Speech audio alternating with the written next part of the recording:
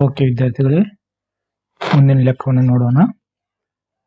ಸಂಗಮ ದೂರ 10 ಸೆಂಟಿಮೀಟರ್ ಇರುವ ಕೇಂದ್ರೀಕರಣ ಮಸೂರದಿಂದ 5 ಸೆಂಟಿಮೀಟರ್ ಎತ್ತರವಿರುವ ಒಂದು ವಸ್ತುವನ್ನು 25 ಸೆಂಟಿಮೀಟರ್ ದೂರದಲ್ಲಿ ಇರಿಸಿದೆ. ರೇಖಾಚಿತ್ರವನ್ನು ಬಿಡಿಸಿ ಪ್ರತಿಬಿಂಬದ ಸ್ಥಾನ, ಗಾತ್ರ ಮತ್ತು ಪ್ರತಿಬಿಂಬದ ಸ್ವಭಾವಗಳನ್ನು ಕಂಡುಹಿಡಿಯಿರಿ ಅಂತ ಕೇಳಿದ್ದಾರೆ. ಮೊದಲಿಗೆ ದತ್ತಾಂಶಗಳನ್ನು ಬರೆಯೋಣ.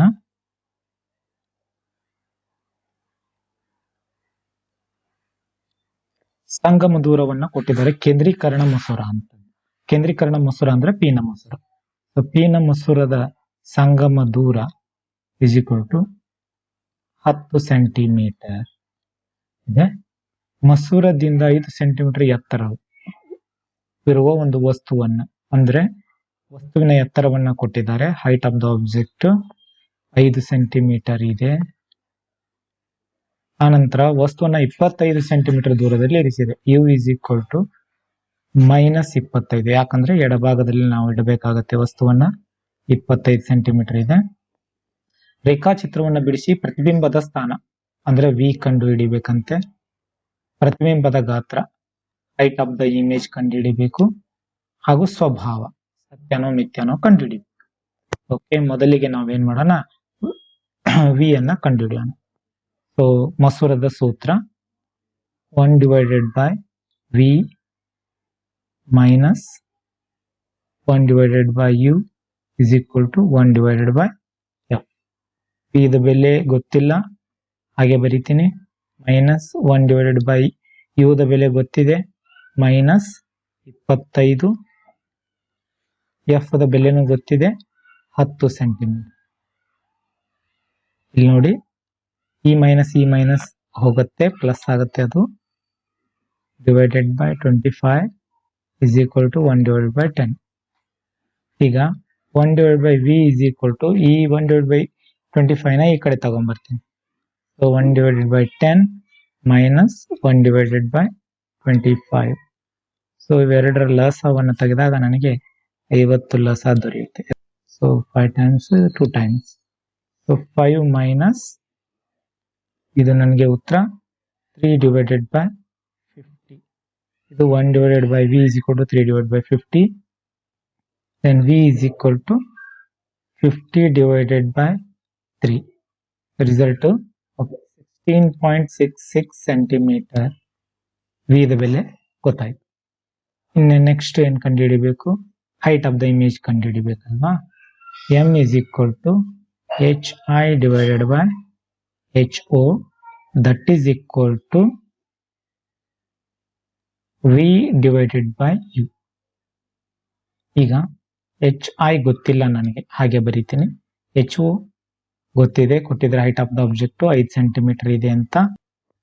ಹಾಗೆ v ಈಗ ತಾನೇ ಕಂಡು ಹಿಡಿದಿದ್ವಿ 16.66. u ದ ಬೆಲೆ -25.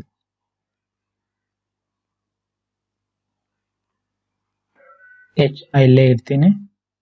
16.66 divided by 25 ಇಂಟು ಈ 5 ಆ ಕಡೆ ತೆಗೆದುಕೊಂಡ್ರೆ ಗುಣಿಸುತ್ತೆ ಅದು.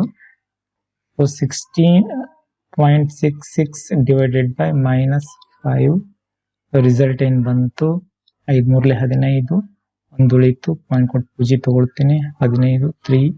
ಇದು -3.33 ಸೆಂಟಿಮೀಟರ್ hi. ಸೊ ಇದು ಋಣಾತ್ಮಕವಾಗಿ ಬಂದಿರುವುದರಿಂದ h is equal to -3.33 centimetre ಆಗಿರುವುದರಿಂದ ಇದು ಸತ್ಯ ಪ್ರತಿಬಿಂಬವಾಗಿರುತ್ತದೆ. ಓಕೆ ವಿದ್ಯಾರ್ಥಿಗಳೇ, ಇನ್ನೊಂದ್ಸಾರಿ ಲೆಕ್ಕವನ್ನು ನೋಡೋಣ. ಸಂಗಮ ದೂರ 10 ಸೆಂಟಿಮೀಟರ್ ಇರುವ ಕೇಂದ್ರೀಕರಣ ಮಸೂರದಿಂದ 5 ಸೆಂಟಿಮೀಟರ್ ಎತ್ತರವಿರುವ ಒಂದು ವಸ್ತುವನ್ನ 25 ಸೆಂಟಿಮೀಟರ್ ದೂರದಲ್ಲಿ ಇರಿಸಿದೆ.